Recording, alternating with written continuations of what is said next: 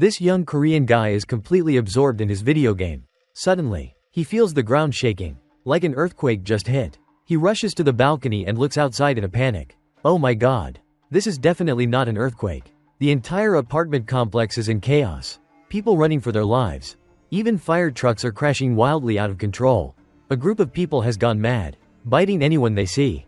A mother rushes out with a cleaver, trying to save her daughter. But out of nowhere, the daughter suddenly goes insane too. She viciously bites straight into her mother's neck, then tackles her mother to the ground. Before Jun-woo can even process what he's seeing, terrifying screams and violent knocking suddenly echo at his door. Jun-woo carefully peers outside through the peephole, but there's nothing there. He slowly turns the doorknob, trying to find out what's really happening outside. Suddenly, a panicked man barges straight into his apartment. Jun-woo immediately tells him to leave. The man insists he just needs to use the bathroom. Reluctantly, Jun-woo agrees and tells him to leave right after. But the moment the man enters the bathroom, the TV suddenly broadcasts breaking news. It reports the outbreak of a terrifying virus. The infected become violently aggressive and bloodthirsty. Anyone who gets bitten will be infected as well. Hearing this, Jun-woo quickly grabs a knife from the drawer and demands the man leave immediately. The man covers a wound on his neck, insisting he's fine. But the very next second, his eyes turn bloodshot. He starts to mutate and charges straight at Jun-woo. Terrified, Jun-woo reacts on pure instinct. He uses all his strength to shove the man outside. Still shaken, Jun-woo quickly drags the refrigerator over, blocking the door completely. He then tries desperately to contact his parents, wanting to know if they're safe, but he can't reach them at all.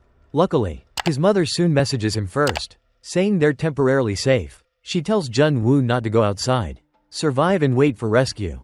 At night, Jun-woo organizes the little food he has left. At first, he divides it into 7 meals, but after thinking it over, he changes it to 9. Because no one knows how long this nightmare will last. How long is this nightmare going to last? The next day, he sees other people posting desperate SOS videos online, so he records one for himself as well, hoping someone will see it and come save him. But that hope fades almost instantly, because some people are even live streaming already. If help were coming, they'd have been saved by now. Then he straps his phone onto a drone. As it flies up, the entire complex is crawling with zombies. Not a single survivor in sight. There isn't a single survivor anywhere. At night, he's barely asleep when gunshots wake him up. A female police officer is being chased by a swarm of zombies. She fires her handgun at them, but the gunshots only attract even more zombies. She's quickly overwhelmed and taken down. Normally timid, Jun-woo can't hold back anymore. He starts yelling at the top of his lungs. Follow. Like and follow. Trying to lure the zombies away. But the zombies don't fall for it at all. Instead, his shouting draws them straight to him. A massive zombie smashes through his door. Jun-woo rushes forward, bracing the refrigerator with all his strength. But the zombie's strength is overwhelming. In a flash of inspiration, he leaps out onto the balcony railing. The zombie misses, and he narrowly escapes death. That's when he spots the policewoman from earlier. She has already turned into a zombie. Back inside, the first thing he does is reinforce the door. Only then does he notice the earlier break-in has knocked all the food out of the fridge, making his already limited food supply even worse. Day by day, his food supply keeps shrinking. He's even forced to drink his dad's hidden liquor just to survive. And of course, the TV starts playing a ramen commercial. Jun-woo can't resist anymore. He eats the instant noodles he'd saved for his last meal. The taste lets him forget his worries for a moment. Then he accidentally knocks over his water bottle. When he goes to the kitchen to refill it, he realizes the water supply has been shut off. He's overwhelmed with regret for what he just did. All he can do now is lick the spilled water off the table. In the days that follow, on TV, it's the same broadcast every single day. And the food at home? Long gone. Right when Jun-woo hits rock bottom despair, his mom suddenly sends a voice message. But inside the apartment, there's no signal. To hear the full message, Jun-woo risks his life and climbs out onto the railing. But what he never expects is, the message is absolutely horrifying. Honey? Quick, come here, now. Hurry. Then, a horrifying scream erupts on the other end. His mom's side is likely beyond saving. Jun-woo is on the verge of losing it. He starts smashing things, raging uncontrollably. But it's still not enough. He wants to go out and settle the score with those zombies. The moment he opens his door, he swings hard and smashes a zombie right in the head. He deliberately makes noise in the hallway. He wants every zombie to come for him. Come on. Come get me. When he reaches the corner, he sees a zombie feeding on something. It's the same man who barged into his place on day 1. It starts crawling toward him. Jun-woo screams insults right at it. Suddenly, there's movement on his right. A pack of zombies is sprinting straight at him. He panics and bolts as fast as he can. But the other side is blocked by zombies too. He desperately hits the elevator button. Just as the zombies close in, the doors finally open. But zombies flood in like a tidal wave. Luckily, Jun-woo hides in a pile of clutter and survives. Once they pass, he rushes back toward his apartment. But then he hears movement behind him again. He quickly ducks behind the wall. Luckily, it's a blind zombie and it doesn't notice him. Jun-woo seizes the moment, slips inside, and slams the door shut. The zombies are instantly drawn by the noise. Even though they've already turned, they still retain a trace of memory, and they keep trying to open his door. He sees explosions ripping through the city. The power grid goes down instantly. That becomes the final straw. He decides to end his life. At least he can die as a human being. But just as he kicks the chair away, a red laser suddenly lands on his face. It's coming from the building across from him. In that instant, he no longer wants to die. He struggles desperately. Luckily, the rope isn't strong enough. And that's what saves his life. The laser points at 2 words on the wall, as if speaking to him. Idiot. It turns out there's a beautiful girl across the way. Seeing another survivor just like himself, Jun-woo gets so excited he starts jumping around. The girl gestures with her hands. She agrees to reconnect with Jun-woo at 7 a.m. the next day. After that, they both return to their rooms. The girl is just like Jun-woo, trapped alone in her apartment after the outbreak.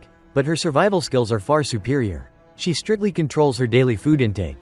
She's even set up traps inside her apartment. Traps that can kill any zombie that breaks in. The next day, they exchange names. Her name is Yu Bin. She can tell Jun-woo has been starving for a long time. So she decides to send him some food. She plans to throw a baseball across, to string a rope between the 2 buildings. But then, she underestimates the distance between the buildings. Jun-woo immediately understands her plan. He uses his drone to carry the rope across. That's how Jun-woo finally gets Yu Bin's food. After many days, he finally eats a proper meal again. But right then, he realizes something is very wrong. A zombified firefighter spots the baseball tied with a rope. Jun-woo urgently warns Yu Bin. Just as she tries to untie the rope, the zombie yanks it hard. Yu Bin is smashed by a table and knocked unconscious. Even worse, the firefighter zombie hasn't forgotten his skills from life. It starts climbing up the building. Jun-woo instantly knows this is really bad. Jun-woo quickly grabs a bottle and throws it over, hoping to draw the zombie's attention. But the zombie completely ignores him. The zombie is about to reach Yu Bin's floor. It's almost climbing up to Yu Bin's level. Just moments away, Jun-woo quickly takes control of the drone. He flies it right next to the zombie to distract it. The trick actually works. But the relief doesn't last. The zombie smashes the drone down. The drone is knocked out of the air. The drone is destroyed, just as the zombie is about to climb up. Luckily, Yu Bin wakes up just in time. That evening, heavy rain starts pouring down. Both of them rush to collect rainwater with every container they have. Yu Bin scans the area with binoculars. The 8th floor of a nearby building looks completely empty. Gradually, their food supplies run low. To survive, they have no choice but to search outside. At night, to avoid making noise, Jun-woo wraps towels around his feet. He grabs a bat and steps out. In the hallway, he finds keys on a neighbor's body. Then quietly enters the neighbor's apartment. He sees someone lying motionless inside. He picks up a shoe and throws it. There's no reaction. So he starts searching the apartment. Opening the fridge releases a foul stench. Luckily, the canned food and drinks are still good. He then enters the room with the corpse and finds a few more cans. He even discovers 2 walkie-talkies.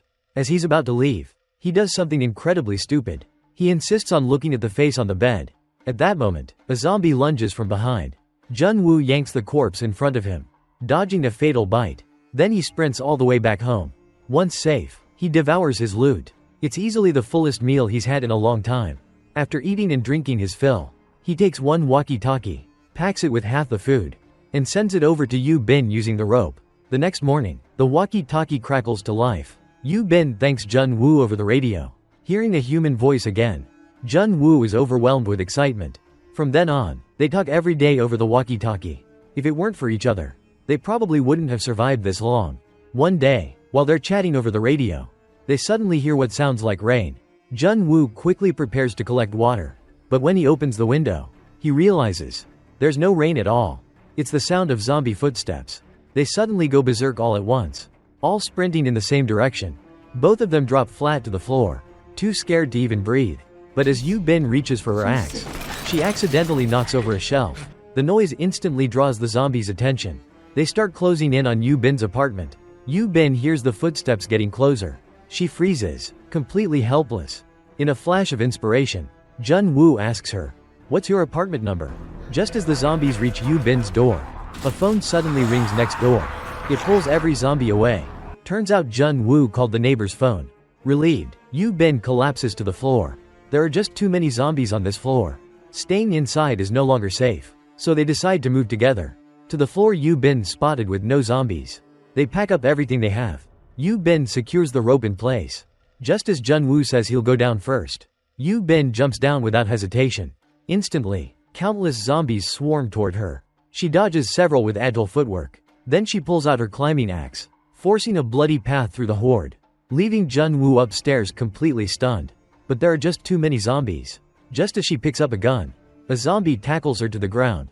At the critical moment, the zombie's head gets smashed. It's Jun Woo. He's rushed down to help. The two fight back to back, and finally break through the zombie encirclement. They rush into the building and slam the glass doors shut. 1 second later, and the doors would have shattered. They finally make it into the elevator. Upstairs, the floor is completely empty, no one in sight. They start trying to open the apartment doors. Then suddenly, in the hallway, there appears a single zombie. Just one. When Jun Woo moves in to take it out, a massive horde comes charging at them. Yu Bin frantically tries the remaining doors. Jun Woo yanks down a metal grate to hold the zombies back, but a zombie grabs him from below and drags him down. He can only swing the bat like a madman. Then on the other side, a door suddenly flies open. Yu Bin gets yanked inside, and a smoke grenade rolls right up to Jun Woo. It's a middle-aged man. He just saved them. Once they get inside, he pours them some water. But Yu Bin stays cautious and refuses to drink, because she's been watching carefully.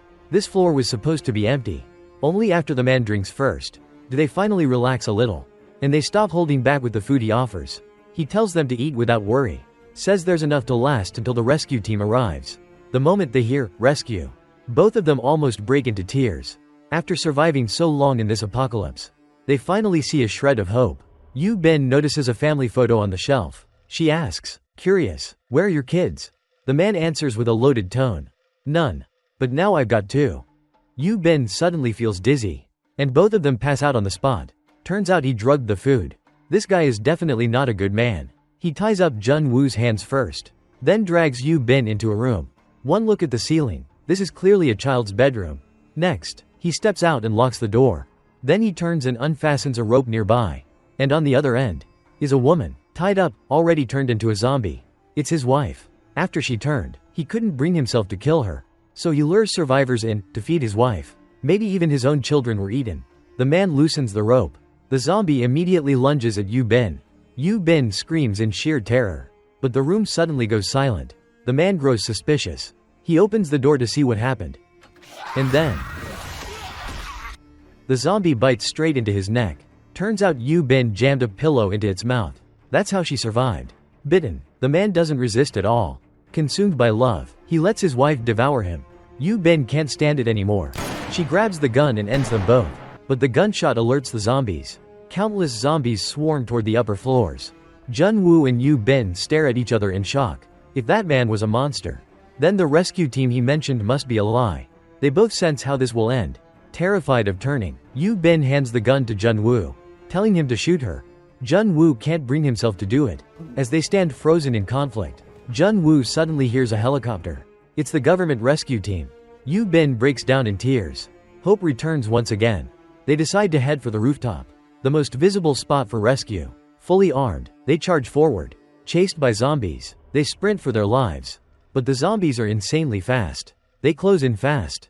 Jun Woo tells Yu Bin to go ahead and signal rescue. He stays behind to hold them off. But when Yu Bin reaches the rooftop, there's no helicopter in sight. Jun Woo arrives right after. They stare at the empty sky. They completely break down. Someone's here. Someone's here. There are survivors here. We're still alive. We're really still alive. The next second, the zombies rush in, forcing them into a dead end, facing an endless wave of zombies. The remaining bullets are nothing but a drop in the ocean. As the final bullet is fired, their lives start ticking down. But right at that moment, the sound of helicopter blades roars behind them. It's the rescue team they've been waiting for. Heavy firepower brutally suppresses the zombies. In the end, both are rescued, truly alive. Soon after, communication signals are restored. Jun Woo notices a missed call notification pop up on his phone, and a smile of pure happiness spreads across his face.